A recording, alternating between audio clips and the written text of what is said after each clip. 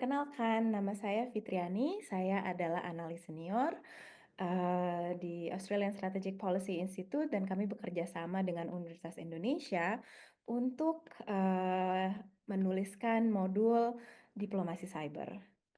Saya menulis bagian mengenai kejahatan di ranah cyber. Apa itu kejahatan di ranah cyber? Itu adalah aktivitas kriminal yang dilakukan dengan memanfaatkan teknologi informasi dan telekomunikasi, khususnya dengan peralatan yang terhubung dengan internet. Kejahatan ini merangkum seluruh kegiatan ilegal dan tidak etis yang bertujuan untuk mencuri, merusak, mengganggu, atau mengeksploitasi sistem komputer, data, dan jaringan. Mengapa isu kejahatan cyber itu penting dalam modul diplomasi cyber? Karena kejahatan cyber tidak terbatas pada batas wilayah. Dan oleh karena itu, kejahatan cyber menjadi perhatian global karena menghubungkan kehidupan ekonomi, politik, dan keamanan setiap individu yang ada di dunia. Hari ini kita beruntung karena saya ditemani oleh perwakilan dari Direktorat Tindak Pidana Siber Bareskrim Kepolisian Republik Indonesia, Kompol Jeffrey Bram. Halo Pak Jeffrey. Halo, selamat pagi. Apa Selamat kabar pagi Pak. semuanya? Ya, Baik, Pak. Kami ingin belajar lebih dalam mengenai bagaimana di tataran praktis kepolisian itu menangani kejahatan siber di Indonesia, Pak. ya, baik. Jadi sebelumnya mungkin kita semua sudah bukan hal yang ini lagi, khusus lagi kita semua pada saat ini hidup di era teknologi informasi, di mana kita tahu masyarakat modern sekarang membutuhkan tingkat konektivitas yang tinggi tanpa batas wilayah, ya dalam hal pertukaran data dan informasi, melakukan hal bisnis, rapat, dan sebagainya. Sehingga ketergantungan masyarakat kepada teknologi informasi sangat besar. Ya, karena seperti kita tahu juga kita hidup di era revolusi industri keempat, di mana manusia sangat membutuhkan komputer atau sistem elektronik untuk melakukan aktivitas. Ya, karena itu membutuhkan waktu yang singkat dan lebih cepat dan praktis dibanding dengan kita balik ke masa lampau yang dimana kita masih menggunakan semuanya secara manual sehingga itu menyulitkan.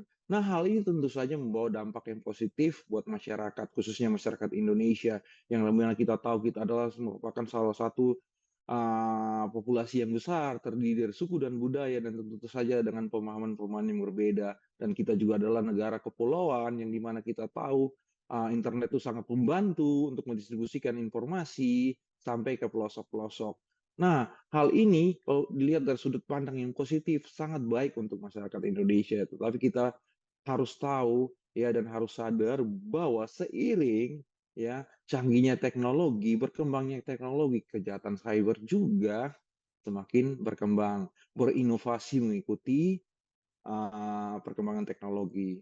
Ya, jadi modus-modus operandi baru selalu dilakukan oleh pelaku-pelaku kejahatan cyber untuk mencari kelemahan daripada korbannya. Dalam hal ini kita tahu adalah teknik yang sudah tidak asing lagi, mungkin banyak literasi dan edukasi yang berada di internet, yaitu social engineering, di mana kemampuan pelaku kejahatan untuk memanipulasi psikologi korban sehingga korban korban termanipulasi sehingga terperdaya untuk memberikan data pribadinya, yang di mana data pribadi itu akan digunakan pelaku kejahatan untuk melakukan kejahatan cyber. Nah, jadi seperti itu. Dan kita tahu juga anatomi kejahatan cyber terdiri dari dua. Ya, kalau pertama computer crime ya adalah kejahatan yang menggunakan perangkat elektronik untuk melakukan kejahatan. Kalau kita ambil contoh seperti ransomware, ya, illegal access. Nah, DDoS attack atau kita menyerang jaringan IP seseorang sehingga membuat IP itu lemot, apalagi kalau itu IP website sehingga website itu tidak bisa digunakan. Kemudian yang kedua adalah computer related crime atau kejahatan konvensional yang memanfaatkan komputer atau perangkat elektronik untuk melakukan kejahatannya. Hal ini ya kita lihat seperti penipuan online, ya, pencemaran nama baik, penyebaran konten pornografi, dan sebagainya. Nah, hal ini kalau kita melihat yang paling banyak ya, karena kalau kita lihat sekarang netizen kita di Indonesia ya, dan hampir semua kita lihat ya mulai dari tingkat mahasiswa, saya pernah kuliah juga, ya kan. Nah, sampai eh, saat ini banyak ya yang sering gimana ya, dalam tanda kutip berperang lah ya di dalam media sosial. Hal ini kalau kita lihat banyak sekarang anak-anak itu anak muda zaman sekarang atau bahkan juga mungkin ya yang bapak-bapaknya juga sudah terpengaruh. Kalau mau lihat konten, sekarang sudah tidak tertarik dengan konten, dia tertarik dengan judul kemudian langsung membaca kolom komentar.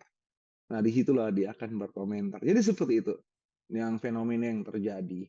Nah, di sini kalau kita lihat artinya public awareness atau kesadaran masyarakat dari kita itu masih minim. Mereka belum sepenuhnya sadar bahwa yang namanya kejahatan cyber itu bisa saja mengintai mereka. Dalam hal ini, ya, mulai dengan bullying, hate speech, ya kan, berita-berita bohong. Ya, karena kalau kita lihat juga kita mulai dari kejahatan-kejahatan yang biasa terjadi yang kita lihat, mulai dari penyebaran berita bohong. Karena kebanyakan kita kalau melihat sebuah berita, ya kan, kemudian kita tertarik dengan judulnya dan mungkin sependapat dengan pemikiran kita akan buru-buru menyebarkan itu tanpa berpikir bahwa itu adalah sebuah tindakan yang dapat merugikan orang banyak karena kita ikut menyebarkan berita bohong. Nah, berita bohong itu kalau kita berbicara tentang sebuah teori yang kita kenal dengan ilusatori, kalau tidak ilusatori truth effect, kalau kita tidak, saya tidak salah, itu adalah sebuah kebohongan yang disampaikan secara berulang-ulang itu akan dianggap menjadi sebuah kebenaran. Karena sensor motorik otak kita akan berpikir, akan menanggap berita itu secara terus-menerus, dan akhirnya menganggap bahwa berita itu adalah berita yang benar. Yang tadinya kita mungkin berkata tidak, lama-lama mulai naik menjadi mungkin. Dan akhirnya iya kali ya, ya kira-kira seperti itu. Ya, kira-kira seperti itu. Kemudian juga kita lihat kejahatan computer crime, yang dimana ini kejahatan yang memiliki yang uh, mengandalkan kemampuan teknis. Dalam hal ini illegal access. Ya, kemampuan dia memiliki sebuah software yang mungkin entah didapat di mana, entah mungkin software itu dapat dari komunitasnya dia, atau mungkin dibeli di dark web, atau seperti apa ya caranya mereka, tapi mereka bisa saja mendapatkan aplikasi-aplikasi yang sekarang kita kenal dengan istilah phishing, yang mungkin banyak di media sosial ya, sebuah link-link yang berisi aplikasi sehingga begitu korban ya tidak sadar mengklik link itu dan akhirnya data pribadinya dan handphonenya diambil alih. Kemudian rekeningnya sampai dengan m-bankingnya terkuras. Kira-kira itu yang paling banyak terjadi beberapa tahun yang lalu. Nah, dari hal itu banyak berarti kita bisa mengambil kesimpulan bahwa kita perlu meningkatkan literasi dan edukasi kepada masyarakat sehingga masyarakat perlu paham, sadar dan akan bahayanya kejahatan cyber yang mengintai mereka sebagai ancaman, ya kan? Nah, di sekitar mereka, khususnya yang kita sebut dengan di dalam internet atau dunia maya. Ya, karena kita lihat kembali lagi, ya kalau saya bilang karakteristik kejahatan cyber itu ada tiga. Pertama tadi kita sudah sebut borderless, yang kedua anonymous, dan yang ketiga adalah organized.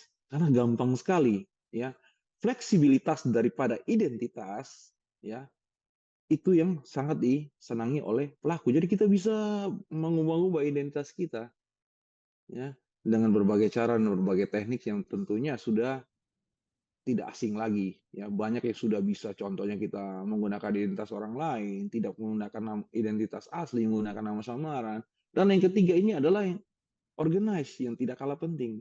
Kita dengan mudah bisa merekrut orang-orang. Sama seperti kita bermain game online, dengan mudah kan kita mengajak teman, ayo main bareng. Ya sama kejahatan cyber pun seperti itu. Karena kita bisa melakukannya dari mana saja, borderless. Bahkan kita bisa memiliki jaringan internasional. Beda dengan kejahatan konvensional. Ketika kita melakukan kejahatan itu, kita harus berada di tempat kejadian perkara. Nah, sehingga membutuh waktu untuk merekrut. Jadi kira-kira seperti itu. Mungkin dari Mbak Fitri ada pertanyaan-pertanyaan lain sehingga kita juga bisa membuka wawasan bagi teman-teman kita tentang bahaya dari kejahatan cyber. Ya, silakan Mbak Fitri. Terima kasih banyak Kompol Jeffrey, sungguh sangat, menarik, bagaimana, seperti yang tadi, Kompol Jeffrey sebutkan, rekrutmen, dan koneksi dengan, dunia internasional itu dimungkinkan dengan jaringan Iya, untuk melakukan kejahatan cyber.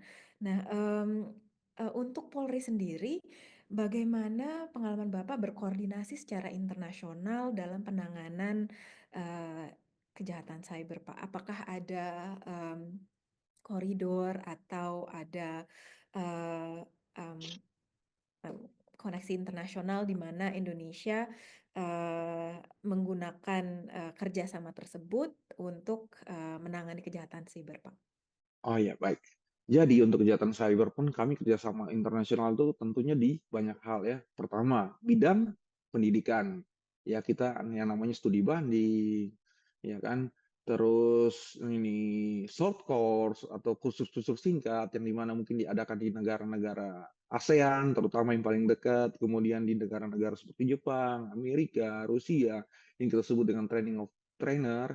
Kemudian juga kegiatan pelatihan yang sebaliknya diadakan di Indonesia. Artinya dalam kegiatan pelatihan itu kita di situ belajar dari studi kasus, ya, atau sharing pengalaman, di mana kita di situ bekerja secara berkelompok untuk memecahkan masalah itu secara bersama-sama. Kemudian lewat jaringan Interpol kita juga sering mengirimkan yang namanya informasi, ya, lewat yang kita tahu dengan purple notice. Jadi purple notice atau apa? Ini surat yang kita kirimkan ke Interpol, itu Interpol akan kirimkan ke negara-negara lain, ya, untuk menginformasikan tentang adanya sebuah bahaya kejahatan. Ya, misalkan dari jaringan kejahatan cyber, jaringan internasional kejahatan cyber, kemudian bahaya-bahaya virus atau ransomware yang sedang terjadi. Begitupun dari negara lain, begitupun sebaliknya.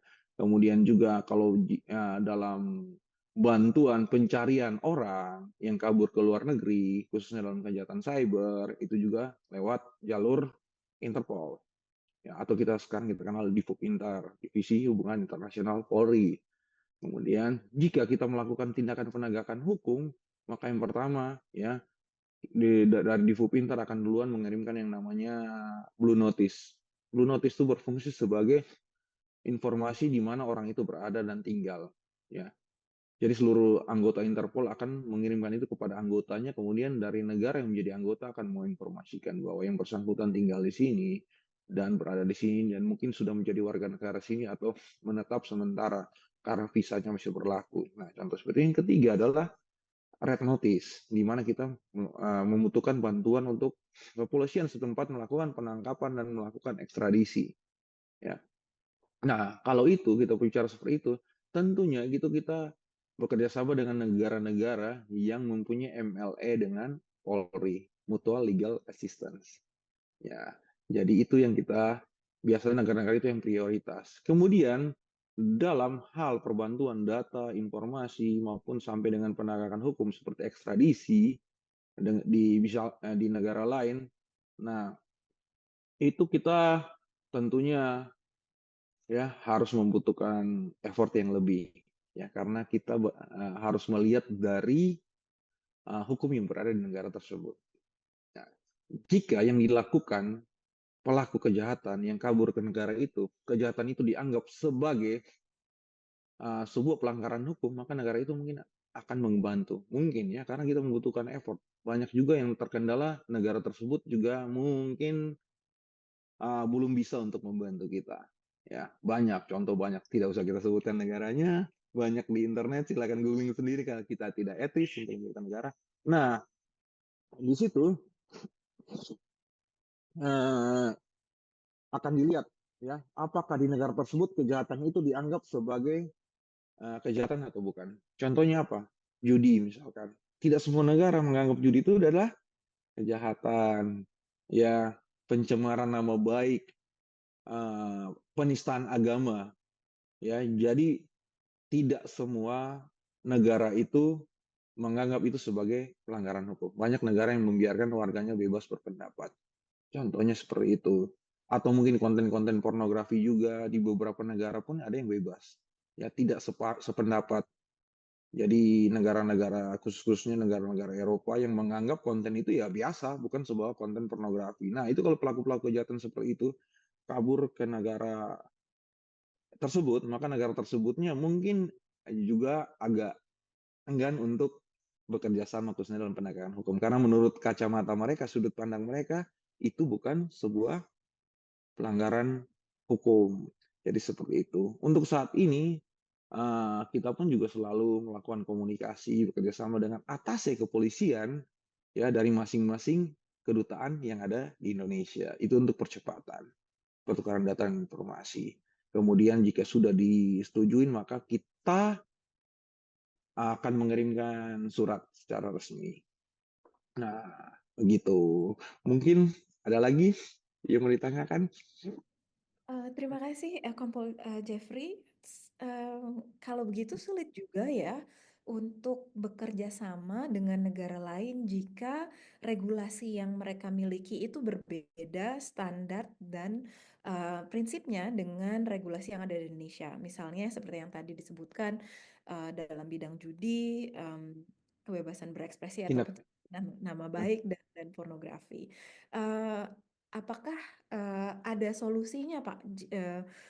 Mungkin ada suatu regulasi internasional yang menjadi dasar dari kerjasama internasional di mana kepolisian antar negara bisa merujuk, oh ini adalah kejahatan siber nih, oleh karena itu butuh ditindak gitu, Nah, jadi atau seperti ini. gantung Uh, diplomasi dari masing-masing negara, Pak. ya, jadi permintaan jangankan kejahatan cyber, ya peperangan aja disuruh berhenti aja sulit.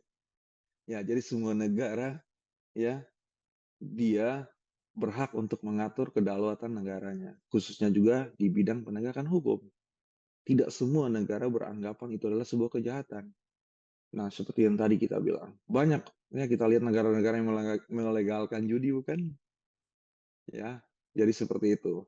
Nah, kemudian banyak juga yang kita lihat negara-negara yang di mana turis, wisatawan, atau bahkan warga negaranya bebas ya untuk melakukan aksi ya seperti kita anggap di sini konten pornografi yang kita kenal dengan nudis. Nah, di negara-negara seperti itu kan bukannya itu dianggap bebas lagi, yang bersangkutan masih dalam berperilaku normal, tidak mengganggu orang lain. Nah, selama ini yang kita lakukan kerjasama atau mutual legal assistance, itu yang dimana hukum kita ya hampir sama. Ya, sudut pandang kita terhadap sebuah tindak pidana itu hampir sama. Menarik sekali yang Bapak tadi bilang tentang bagaimana dulu itu kejahatan memang sudah terjadi, tapi dengan adanya internet kondisi itu menjadi lebih masif. Dan ada juga orang-orang yang ingin mendapatkan keuntungan dari melakukan penipuan atas individu yang mungkin tidak mengetahui tentang Ya, bagaimana rentan. di lintas batas dan lain sebagainya. Pak, kalau boleh Pak, saya ingin menanyakan contoh kasus kejahatan di mana kepolisian Indonesia itu turut berpartisipasi aktif dalam penanganan em, kejahatan cyber di tataran internasional, Pak.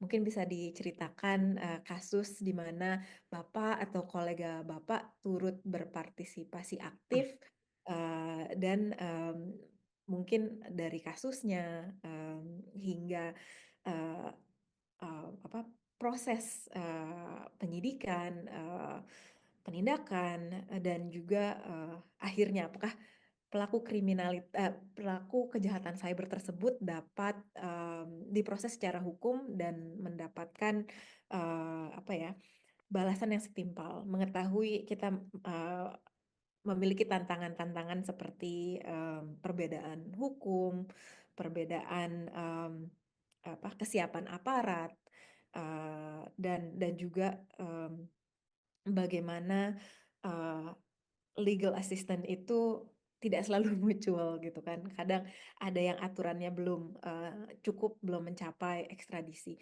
Kalau, boleh Pak, saya ingin mendengar, cerita Bapak mengenai kasus, kejahatan cyber di mana Indonesia berpartisipasi secara aktif, dalam, penanganan kasus tersebut. Oh ya, baik. Nah, saya ambil satu contoh ya, itu kasus itu ya ditangani oleh saya sendiri, saya Katim penyidikannya. Nah, kasus yang paling sering terjadi itu adalah Nigerian scam dengan metode business email compromise. Wah, ini kayaknya agak sulit nih kalau belum ini. Ya, singkat ceritanya penipuan online, nah lebih gampang. Nah, business email compromise, jadi email itu ya mereka buat sebuah email yang mirip dengan email perusahaan aslinya. Jadi contohnya seperti ini ya. Perusahaan A dan perusahaan B itu adalah partner dagang. Perusahaan A sebagai supplier, perusahaan B sebagai customer. Nah, jadi seperti itu. Kemudian, ya kan, pelaku kejahatan ini biasa memiliki jaringan yang bisa meretas email perusahaan sehingga bisa mengetahui isi percakapan yang ada di dalam percakapan email perusahaan. Karena kalau orang di luar negeri biasa menggunakan email ya sebagai media untuk komunikasi, bukan kayak kita yang gunakan WhatsApp ya. Nah, nggak akan bisa karena kalau WhatsApp penuh nanti lo, iya kan? Tiap hari komunikasi begitu banyak, penuh lah kita. Nah, ntar lemot handphone kita, jarang dicari, di telepon nggak bisa. Nah, jadi kemudian setelah mereka mendapatkan informasi, misalkan ada transaksi atau apa, atau ada transaksi rutin yang terjadi, kemudian lewat jaringannya mereka akan membuat sebuah email yang mirip dengan email perusahaan A tadi, gitu. Ya buatnya mirip tentunya dengan buat website. Kan beli nama domain kan gampang kan? Tinggal nambahin beberapa karakter aja.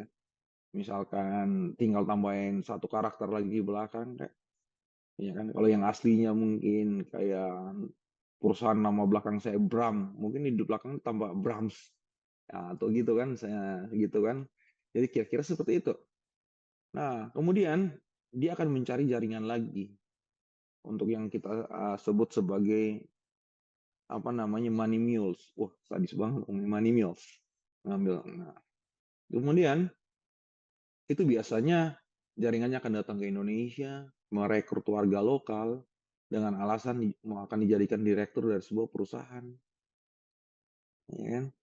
Direktur dari sebuah perusahaan dan kemudian identitasnya diminta, perizinannya diurus. Nah, kenapa bisa berhasil? Karena biasanya perusahaan di luar negeri itu tidak semuanya memiliki cabang di Indonesia, ya kan? Nah, syarat untuk mendapatkan sebuah izin perusahaan yang berada di Indonesia yang pertama itu adalah akta notaris. Pergilah dia ke notaris buat akta. Dicek nama perusahaan tidak ada yang sama. Kemudian di Kumham untuk mendapatkan SIUP, ya kan? Surat izin usaha perusahaan.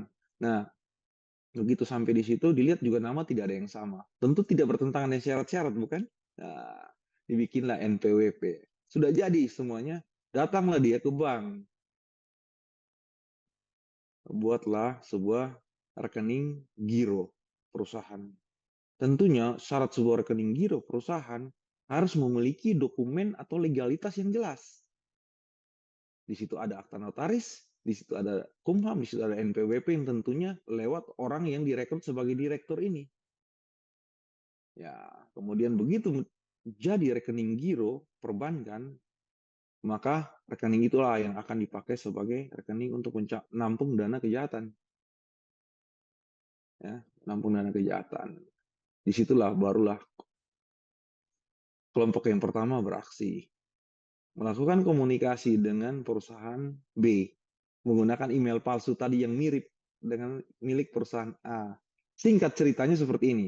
Jika ada transaksi lagi, tolong dikirimkan, untuk transaksi ini dikirimkan ke rekening kami dengan nama ini, nama kan nama perusahaan, sama. Kan di Indonesia, nama perusahaan sama. Di rekening ini dengan cabang Indonesia. Oke. Nah, untuk luar negeri kepercayaan itu dan kecepatan itu sangat penting. maka dia akan buru-buru melakukan transfer manajer keuangannya. Tentunya dengan melakukan verifikasi. Kemana? Ke bank. Lihat, oh iya, iya benar, ini rekening giro. Kalau namanya rekening giro, legalitasnya benar.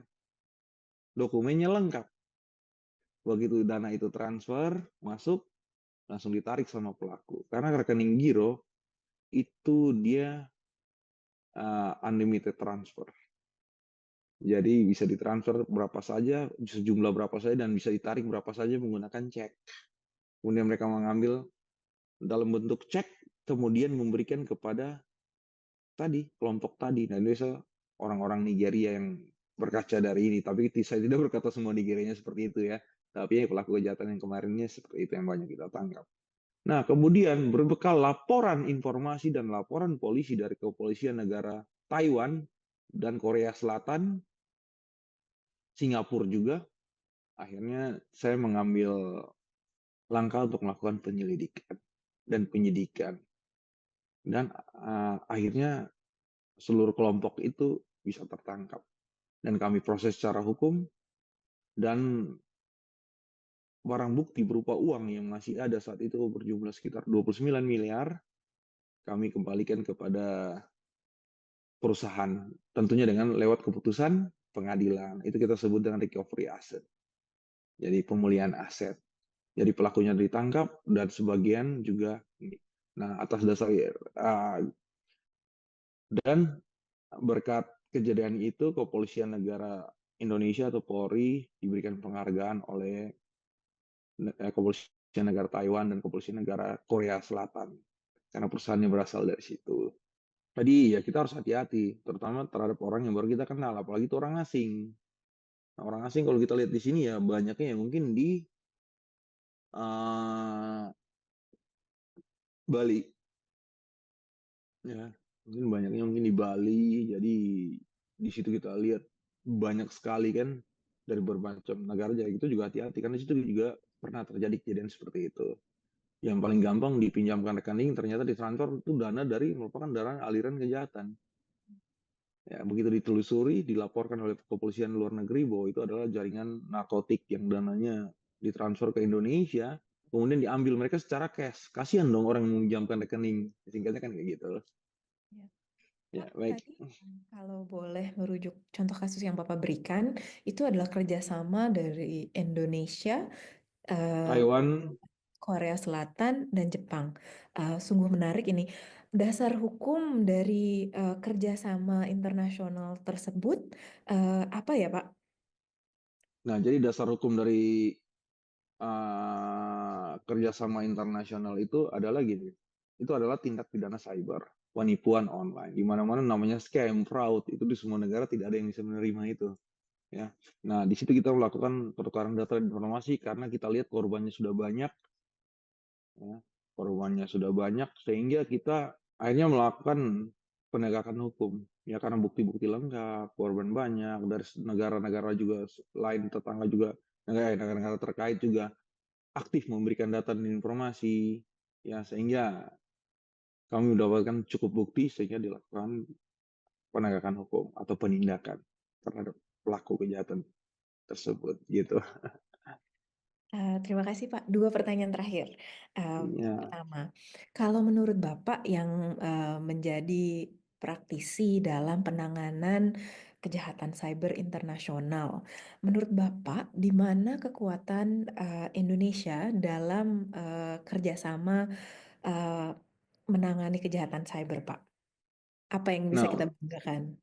ya, oleh kita pertama kita banggakannya adalah selama ini ya Indonesia sudah cukup banyak ya.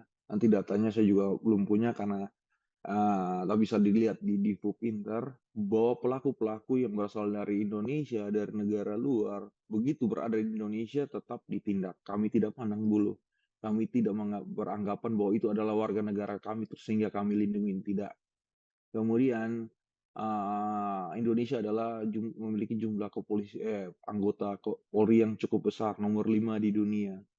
Ya, artinya kita saling berkomunikasi dari pusat sampai ke wilayah sehingga jika terjadi misalkan ada orang atau pelaku kejahatan yang kabur ke Indonesia, kami bisa dengan mudah melakukan namanya pelacakan ya atau pencarian terhadap pelaku tersebut. Nah, itu hal-hal dan kami pun selalu welcome sehingga hampir dalam semua ya pertemuan-pertemuan rapat internasional Indonesia selalu ya salah satu yang bisa dibanggakan karena cukup aktif dalam melakukan penindakan khususnya terhadap tindak pidana kejahatan cyber. Ya. Apakah Bapak memiliki saran, apa yang dapat dilakukan baik oleh Indonesia, secara individu atau, negara, agar dapat bekerja sama lebih baik, dalam penanganan kejahatan cyber, khususnya yang, lintas batas, internasional? Baik. Nah, kita berbicara kalau namanya penanganan berarti atau countermeasure itu berarti kita meliputi semua hal ya, mulai dari tindakan pencegahan, ya kan, baru kepada tindakan penegakan hukum. Tapi kita utamakan ke tindakan pencegahan. Ya karena kan tadi kita sebelumnya gitu udah bahas, wah ternyata rumit ya prosesnya, ya kan. Nah, jadi kita utamakan dalam hal ini tindakan pencegahan. Sehingga peningkatan public awareness masyarakat itu sangat diharapkan. Jadi tentunya itu lewat edukasi yang kita berikan sehingga masyarakat itu sadar, oh ini bahaya, ini bahaya, ini bahaya, ini bahaya, jangan seperti ini. Kalau kita tidak paham, sebaiknya kita tanya kepada orang yang paham sehingga dia bisa mengajarin kita. Ya kira-kira seperti itu. Ya, kemudian kerjasama pertukaran data dan informasi antar negara itu sangat dibutuhkan. Ya, mungkin dibutuhkan lagi kalau ya seperti apa ya kita bilangnya, PIC ya atau NOC, National of Contact. Nah, National of Contact itu seperti orang yang begitu ada kejahatan cyber, dia di masing-masing bidangnya tuh, di masing-masing instansi tuh langsung tanggap.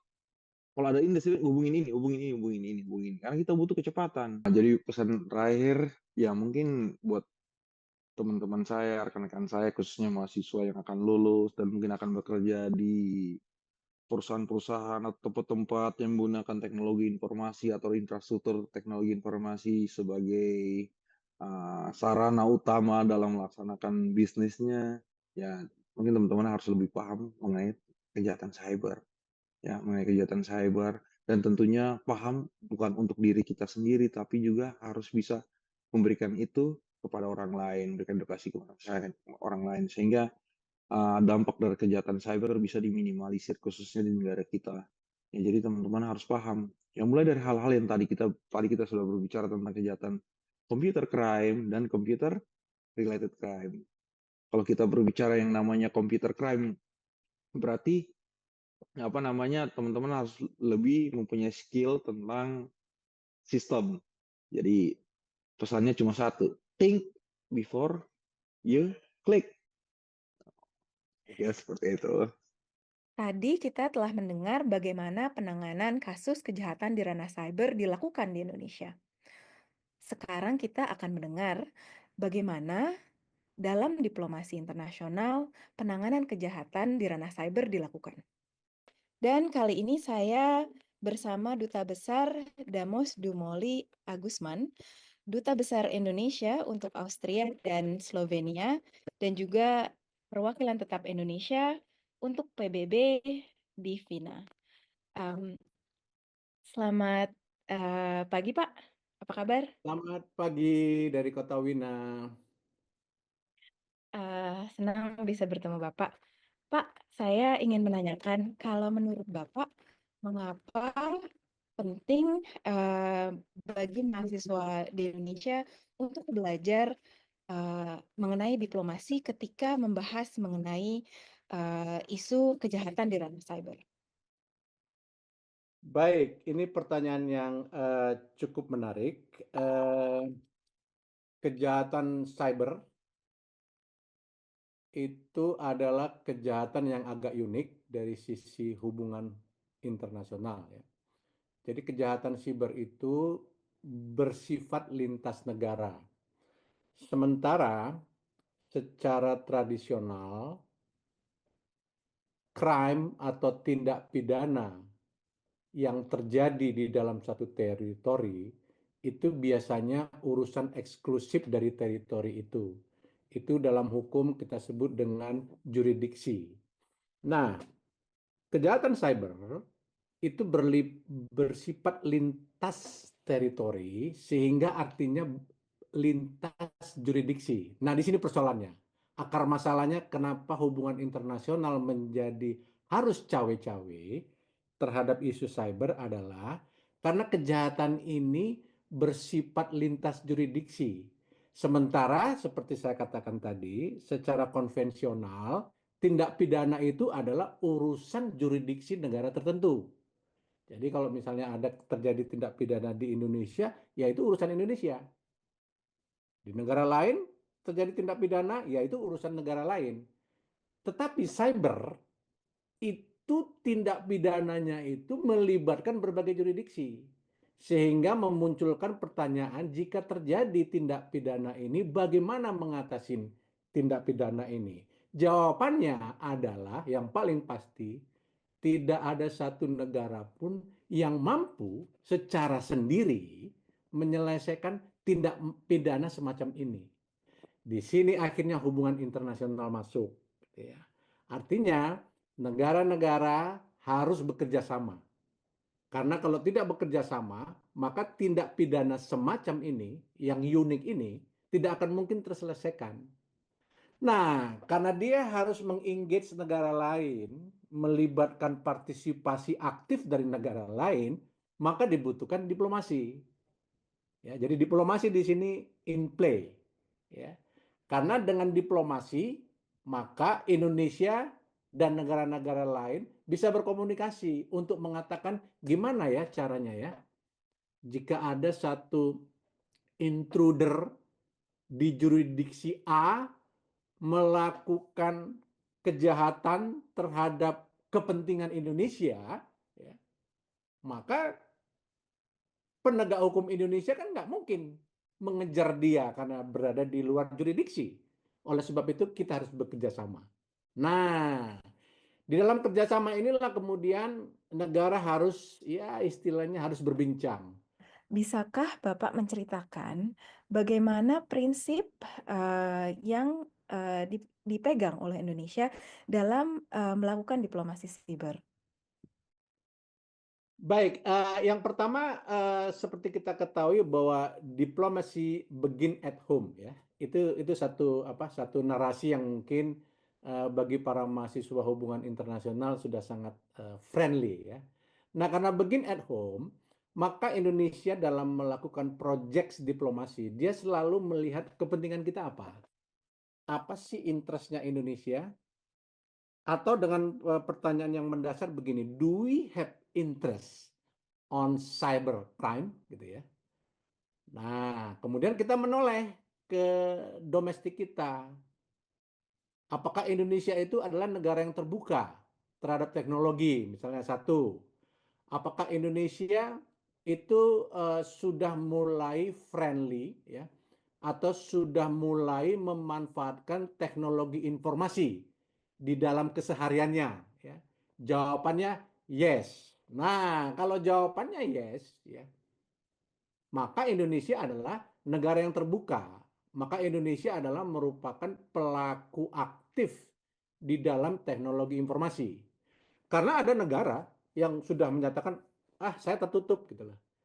Kalau dia tertutup mungkin agak lain lagi nanti diplomasinya. Ya. Sehingga sampai saat ini Indonesia kalau kita mau menoleh diplomasi begin at home, ya, kalau kita mau melihat home kita adalah home yang terconnected dengan global network. Nah, setelah kita mengetahui home kita ini, ya, karakter home kita ini, maka kita sudah sangat jelas kalau gitu diplomasi kita prinsipnya apa. Yang pertama tentunya prinsipnya itu adalah bebas aktif. Ya. Kita harus aktif di sini. Tapi pada waktu kita menyatakan aktif, kita juga harus bebas menentukan menentukan posisi kita. Nah, di sinilah Indonesia dalam melakukan engagement dengan negara-negara lain atau dengan kata lain dalam berdiplomasi ria, Indonesia sudah clear kepentingannya. Kepentingan kita adalah menjaga supaya cyberspace kita tuh aman, ya.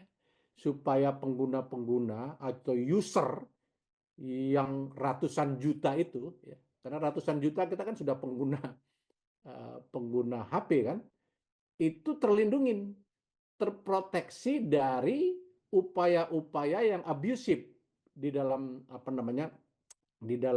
cyberspace ini, gitu ya.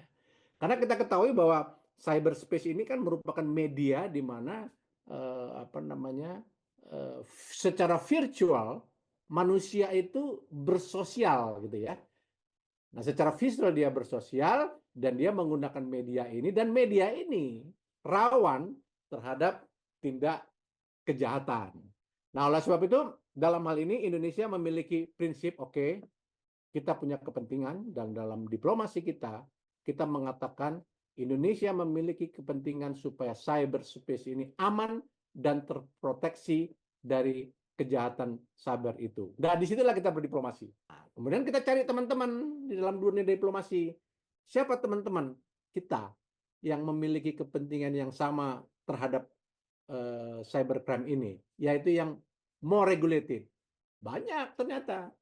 Nah, itu kita galang. Disitulah kita galang, oke. Artinya kita bebas ini ya, udah bebas menentukan. Oke, kita dukung pembentukan konvensi yang sifatnya more regulated, ya, untuk melawan kelompok-kelompok negara yang cenderung ingin supaya less regulated. Nah, disinilah pertempuran diplomasi akhirnya berlangsung, dan Indonesia masuk dalam kubu apa yang kita sebut dengan more regulated club, gitulah kira-kira. Tadi kan Bapak sudah menceritakan bagaimana Indonesia itu memiliki strategi dalam melakukan diplomasi cyber. Bolehkah menceritakan sedikit mengenai bagaimana strategi Indonesia dalam melakukan diplomasi di bidang kejahatan cyber, baik di tingkat bilateral, regional, maupun internasional. Kalau internasional kan kita tahu ada konvensi, tapi sebelum sampai di sana, apakah ada dari tahapan bilateral dan regional dulu sebelum kita masuk ke internasional, dan apa strateginya, Pak? Ya, ini approach yang menarik memang. Kalau kita lihat cybercrime nature-nya tadi, maka mau tidak mau kita outcome final outcome kita itu adalah global regime, ya, global regulation. Kita tidak mau yang sifatnya serpihan-serpihan, ya. Kita tidak mau rejim-rejim yang terpisah. Nah, oleh sebab itulah dalam konteks ini kita selalu memanfaatkan berbagai infrastruktur diplomasi kita, baik dalam kerangka ASEAN maupun dalam kerangka Asian Group misalnya, ataupun dalam kerangka regional yang lainnya, dalam rangka konsolidasi, ya. Tapi konsolidasi kita itu bukan dalam rangka pembentukan rejim itu pada tingkat regional, tidak.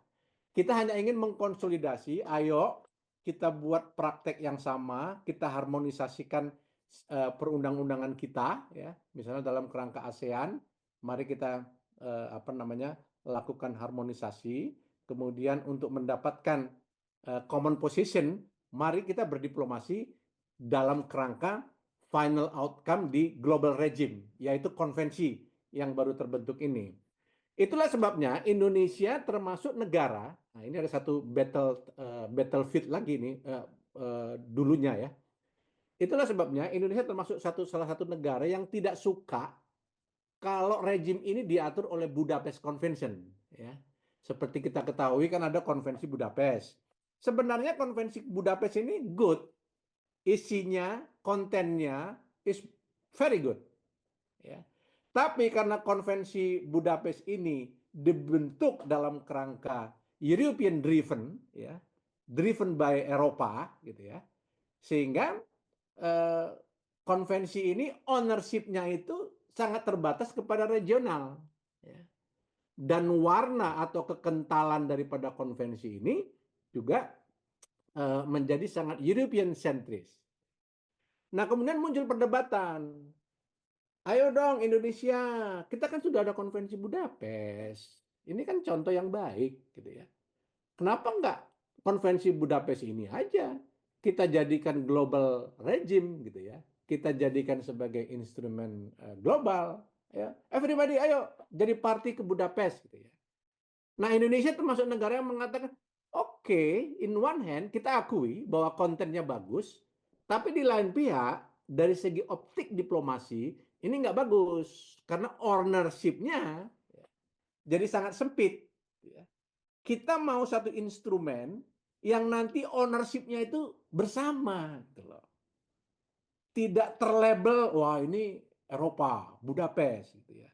Kita mau yang ownership-nya itu adalah komprehensif global. Nah, kalau Budapest kan sudah given. Artinya norma-norma yang ada di Budapest itu kan sudah ada. Indonesia dan negara-negara lainnya hanya diminta kamu join aja gitu loh. Nah, Indonesia termasuk negara yang nggak suka dengan approach itu. Kita mau, loh kita sama-sama membuat dong. Kita sama-sama menyusun standarnya. Kita harus sama-sama berpartisipasi aktif. Ya. Baik negara Eropa, negara Asia, negara maju sama negara berkembang, kita bersama-sama. Sehingga konvensi ini nanti akan menjadi konvensi bersama. Tidak ada label-label yang bersifat regional seperti seperti Budapest ini. Nah, itu kira-kira approach Indonesia. Jadi kita memanfaatkan berbagai forum dalam rangka konsolidasi, tapi dalam konteks bahwa final outcome itu adalah global convention atau konvensi yang bersifat global. Gitu kira-kira, Fitri. Terima kasih Pak Dubes. Jadi akhir tahun 2024 itu dunia mengadopsi konvensi pencegahan dan pemberantasan kejahatan di ranah cyber setelah negosiasi yang berjalan 5 tahun ya Pak. Dan Bapak Pak Dubes aktif dalam melakukan negosiasi tersebut. Bisakah Bapak menceritakan bagaimana perjalanan pembahasan negosiasi konvensi tersebut dan bagaimana kontribusi Indonesia dalam pembentukan konvensi tersebut. Baik, ini pertanyaan menarik, Bu Fitri. Yang pertama saya mau menjelaskan kontribusi Indonesia bagaimana di dalam konvensi ini ya.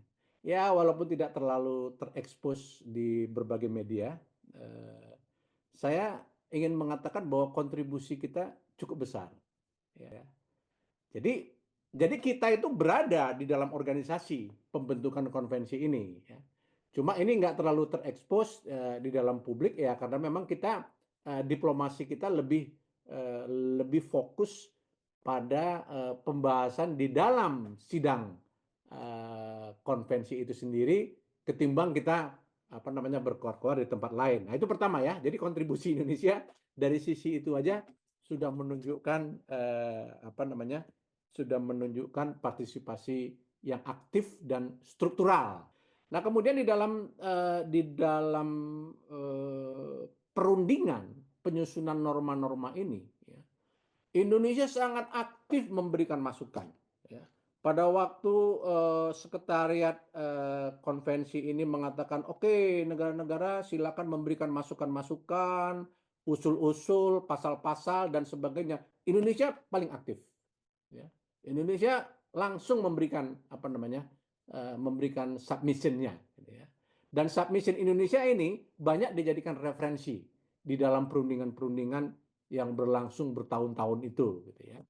Nah, kesiapan Indonesia juga cukup baik, ya, karena Kementerian Luar Negeri dan KL-KL yang lain di Indonesia juga sangat kompak dalam menyusun ini, ya. Sehingga kita sangat solid posisi kita pada waktu kita melakukan perundingan. Nah, di dalam perundingan ini, itu seperti yang diketahui oleh banyak para observer, ya, pertikaiannya itu antara lain yang paling menonjol adalah apakah konvensi ini terbatas hanya mengatur mengenai crime yang built-in di dalam komputer, ya. Maksudnya crime yang built-in di dalam komputer itu crime yang memang unik di dalam komputer, misalnya seperti intruder, phishing, ya, atau mengganggu server. Nah, itu adalah crime yang sifatnya itu memang built-in di dalam komputer itu sendiri, gitu ya. Dia tidak crime yang bisa terjadi di luar virtual, ya. Dia crime yang terjadi di dalam cyberspace virtual, ya. Nah, ini satu blok yang mengatakan kita atur itu aja. Nah, blok lain ada yang mengatakan oh enggak, kita jangan hanya mengatur computer crime itu aja, kita juga harus mengatur yang disebut dengan computer related crime. Apa itu computer related crime? Crime yang bisa terjadi di luar cyberspace, tapi pada waktu digunakan di dalam cyberspace itu menjadi impact-nya itu sangat tinggi gitu loh. Apa itu? Misalnya seperti hoax, ya. Nah, negara-negara terpecah di dua kutub itu. Nah, Indonesia masuk mana? Indonesia masuk yang balance.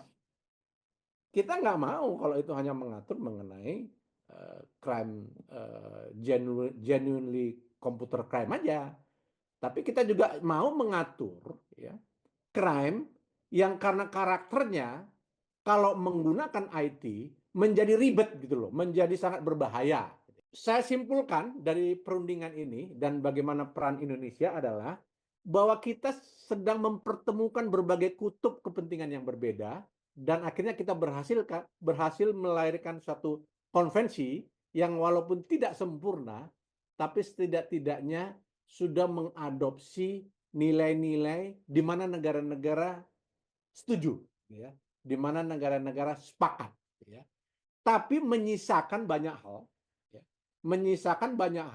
yang memang tidak akan mungkin ditampung oleh konvensi, ya, karena perbedaan pendapat yang sangat tajam.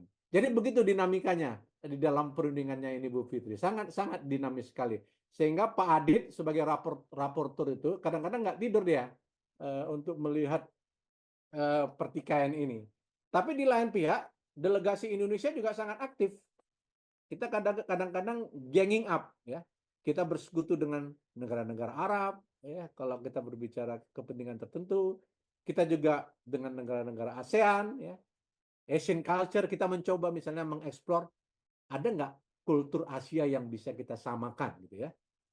Sehingga kita bisa sama-sama menyuarakannya di dalam perundingan konvensi ini.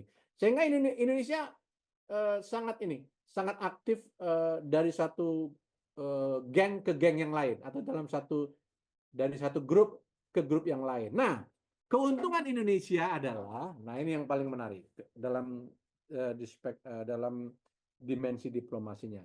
Keuntungan Indonesia adalah Indonesia menganut politik luar negeri yang bebas aktif. Artinya apa? Kita independen untuk menentukan. Ada negara-negara yang nggak bisa menikmati seperti Indonesia. Misalnya ada negara mengatakan, wah posisi saya nanti tergantung kepada itu, negara yang itu, gitu loh. Maksudnya negara yang di mana dia berkoalisi. Seperti negara-negara Eropa, dia harus manut kepada Brussel, kan, Eropa Union, ya kan? Mengakibatkan dia tidak bisa seluas Indonesia, ya. Jadi kalau kita tanya misalnya negara-negara anggota Eropa Union, di mana posisi Anda mengenai ini? Wah, kalau saya sih tergantung apa kata Eropa Union deh, gitu loh. Nah, mereka terkunci. Sehingga kadang-kadang posisi mereka menjadi, ya, kalau dalam permainan catur jadi kartu mati gitu ya. Ya nggak bisa apa-apa. Oke, kalau gitu kita berunding dengan Eropa Union aja. Berunding di Brussel, bukan di negara-negara anggota gitu. Sedangkan Indonesia enggak. Indonesia ya terserah kita mau mengatakan apa. Walaupun negara lain mengatakan A, Indonesia belum tentu mengatakan A. Nah, politik luar negeri kita yang bebas aktif ini mengakibatkan negara-negara lain itu selalu menoleh Indonesia. Wah, kalau untuk ini sebagusnya Indonesia aja dong yang ngomong gitu loh. Karena dianggap kalau Indonesia yang ngomong, dia tidak mewakili negara-negara lain gitu loh. Dia tidak mewakili aliansi-aliansi yang lain. Tapi kalau katakanlah salah satu negara misalnya ngomong, wah pasti di belakang kamu blok ini gitu loh. Pasti di belakang kamu blok yang itu. Tapi kalau Indonesia yang ngomong, nah dia orang melihat, wah ini Indonesia independen, ini serius ini gitu loh. Kira-kira gitu ya. Sehingga dia kalau kadang-kadang kalau ngomong itu jadi irit kita. Karena apa? Kalau Indonesia bicara itu pasti orang melihat wah ini netral, serius dan genuine gitulah kira-kira. Tidak mewakili kepentingan-kepentingan kelompok lain. Gitu Fitri. Menarik memang. Iya, sungguh menarik, bisa mengetahui bagaimana proses negosiasi konvensi, pemberantasan dan pencegahan kejahatan cyber. Pak, sebagai penutup, jika diperkenankan, bagaimana proses selanjutnya dari konvensi ini hingga ke tahap pelaksanaan, hingga bisa, aktor di Indonesia misalnya, di Tipit Siber, itu kemudian dibantu dengan adanya konvensi ini. Apakah ada proses yang, kita harus lalui terlebih dahulu dan juga negara-negara lainnya, ataukah sudah bisa nih, misalnya Polri kita, "Oh, dengan adanya konvensi ini, saya ingin minta perbantuan," gitu misalnya. Baik, dari sisi prosedural, dari sisi prosedur ya, dalam konteks internasional, konvensi ini sudah diadopt, artinya sudah diadopsi oleh PBB, oleh Majelis Umum PBB.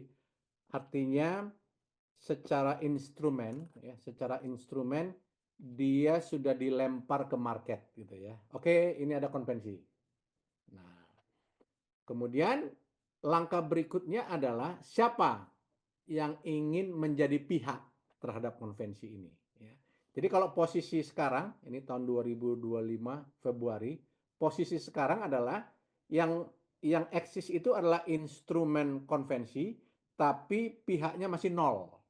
Nah, untuk menjadikan konvensi ini berlaku harus ada pihaknya, ya. Dan pihaknya itu ditentukan jumlahnya menurut konvensi.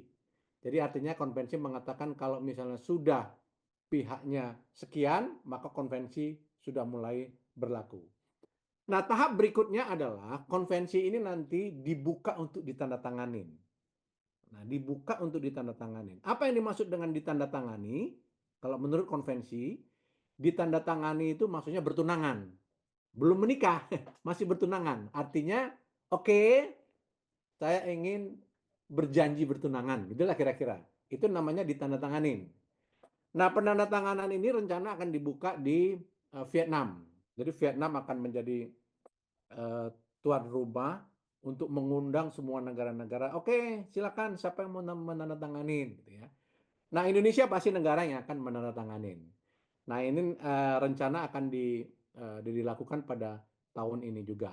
Nanti ya, setelah negara-negara mulai menandatanganin, ya katakanlah misalnya ada puluhan negara sudah menandatangani, ya, maka negara-negara itu akan mengecek hukum nasionalnya masing-masing.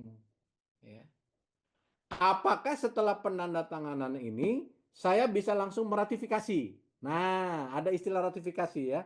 Nah, kalau ratifikasi itu pernikahannya. Kalau tadi penandatanganannya itu adalah tunangannya gitu ya. Nah, begitu diratifikasi artinya oke, ijab kabul. Saya sudah nikah dengan konvensi ini dan menjadi pihak. Nah, ada negara yang sudah menandatanganin, kemudian dia pulang ke ibu kotanya, kemudian menyampaikan kepada DPR-nya, DPR parlemennya, saya sudah menandatangani konvensi ini ya. Kemudian parlemennya mengatakan, oke, kami catat bahwa Anda sudah menandatanganin.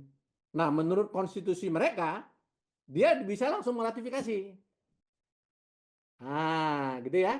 Atau ada negara yang nggak perlu, saya nggak perlu ke parlemen kalau yang ini. Saya langsung aja ratifikasi gitu ya. Dia bisa langsung meratifikasi. Nah, bagaimana dengan Indonesia? Nah, Indonesia nanti setelah menandatanganin, Indonesia harus pulang ke Jakarta dulu. Jakarta, kumpulin kementerian-kementerian, ini loh Ada konvensi yang baru saja kita tanda tanganin. Pertanyaan berikutnya adalah, akankah kita ratifikasi atau tidak? Itu dulu dijawab. Ya. Nah, kemudian nanti akan ada rapat di intercamp kita. Kemudian intercamp kita mengatakan, oh good, ini sebagusnya diratifikasi. Gitu ya. Tidak ada yang keberatan. Ya, semua ditanya, nggak keberatan ya? Nggak, oke. Baru muncul pertanyaan kedua. Kalau kita di pemerintah setuju ini meratifikasinya bisa langsung lewat perpres aja atau perlu undang-undang. Ya kan? Apa yang disebut dengan undang-undang ratifikasi. Nah, nanti akan diskusi lagi nih. Oh, kita perlu ke DPR. Kita perlu ada undang-undangnya. Gitu ya. Oke, kalau perlu ada undang-undangnya, mari kita ke DPR. Nanti di DPR akan dibahas. Oke, DPR setuju, keluarlah undang-undangnya. Setelah keluar undang-undangnya, Indonesia mengatakan, oke, saya sudah dapat undang-undangannya. Nah, dia akan ke PBB meratifikasinya. Setelah kita meratifikasinya, Indonesia sah, ijab kabul, gitulah kira-kira dengan konvensi. Nah, berapa lama ini? Nah, ini persoalannya Bu Fitri, berapa lama? Nah, bayangkan berapa lama kita bikin undang-undang. Kan kita harus ke parlemen gitu ya dan sebagainya. Nanti ya, nanti di PBB ya, Sekjen PBB akan mengumpulkan siapa-siapa aja negara yang sudah meratifikasi. Setelah jumlahnya cukup, baru PBB akan mengumumkan sudah cukup, pihaknya sudah cukup. Oleh sebab itu konvensi ini sah menjadi konvensi dan mulai berlaku bagi semua negara yang sudah meratifikasinya. Nah, Indonesia bagaimana nanti? Tergantung. Apakah Indonesia masih sibuk dengan ratifikasi? Atau Indonesia sudah cepat dengan ratifikasinya? Gitu ya. Tergantung. Gitu ya. Nah, itu kira-kira proses selanjutnya. Nah, next setelah konvensi mulai berlaku, maka Indonesia juga perlu mempersiapkan atau perlu mengecek atau menyisir undang-undang kita. Ada nggak undang-undang kita yang bertentangan dengan konvensi, misalnya? Atau ada nggak yang nggak harmonis dengan konvensi? Nah, oleh sebab itu Indonesia juga perlu melihat itu. Nah, itu satu. Yang kedua, ada nggak undang-undang kita memadai untuk mengimplementasikan konvensi ini? Misalnya konvensi kan mengatakan bahwa tiap negara harus membentuk apa yang disebut dengan central authority. Yang dimaksud dengan central authority itu adalah siapa kementerian atau siapa badan di Indonesia yang berwenang, ya, yang authorized untuk melakukan melakukan fungsi kesekretariatan terhadap konvensi ini. Ya. Harus dibentuk siapa ini? Kementerian mana? Ya. Nah, ini harus Indonesia harus menyiapkan itu. Ya. Nah, kemudian apalagi banyak. Ya. Beberapa mekanisme yang disediakan oleh konvensi, misalnya mekanisme share information. Ya. Karena share information ini kan ini uniknya ya kalau antar negara. Share information itu kadang-kadang ada yang formal, ada yang less formal. Ya. Jadi kadang-kadang negara itu berdialog satu sama lain, itu kadang-kadang pingin yang sakral gitu, pingin yang formal. Apa maksudnya yang formal? Ya melalui nota diplomatik, gitu ya, melalui diplomatic note, gitu ya. Kadang-kadang diplomatic note ini kan datang dan dikirimnya itu kan takes hours, takes days, weeks, gitu ya. Kadang-kadang tahunan kan. Sementara untuk urusan cyber ini, data yang kita perlukan itu kan yang harus yang real time. Ini ada data ini, mohon dong segera dikirim. Nah, kalau pakai korespondensi yang formal ya terlambat. Si pelakunya udah lari kemana-mana gitu ya. Nah, oleh sebab itu dibutuhkan perangkat atau kelembagaan di Indonesia yang bisa mengatur itu. Saya butuh real time. Nah, dalam waktu 1 menit dikirim, misalnya gitu ya. Nah, untuk mengadministrasikan proses ini, siapa kita? Nah, ini kita belum belum terbentuk untuk itu. Nah, itu perlu dibentuk gitu ya. Jadi masing-masing negara nanti akan melihat dapurnya sendiri, apa yang perlu kami siapkan dan sebagainya. Dan Indonesia, saya kira banyak homework yang harus dikerjakan sebelum kita mengimplementasikan konvensi ini. Begitu kira-kira, Fitri. Baik, Pak Dubes, terima kasih banyak atas informasi yang Bapak berikan. Sungguh suatu pencerahan bagi mahasiswa di Indonesia yang ingin belajar mengenai bagaimana kita bisa menangani kasus-kasus kejahatan siber, terutama yang berkaitan dengan kehidupan sehari-hari yang tadi Bapak sudah sebutkan, misalnya dengan judi online dan lain sebagainya. Terima kasih banyak Bapak atas waktu yang Bapak berikan kepada tim UI. Eh, Semoga bermanfaat bagi mahasiswa dan bagi Indonesia, dan semoga kerja keras Bapak di perwakilan tetap Indonesia di WINA tidak sia-sia, dan semoga bisa segera diadopsi dan diratifikasi dan bisa dijalankan baik di Indonesia dan juga di ranah internasional. Terima kasih, Pak. Terima kasih Bu Fitri dan teman-teman. Semoga bermanfaat apa yang kita sudah diskusikan.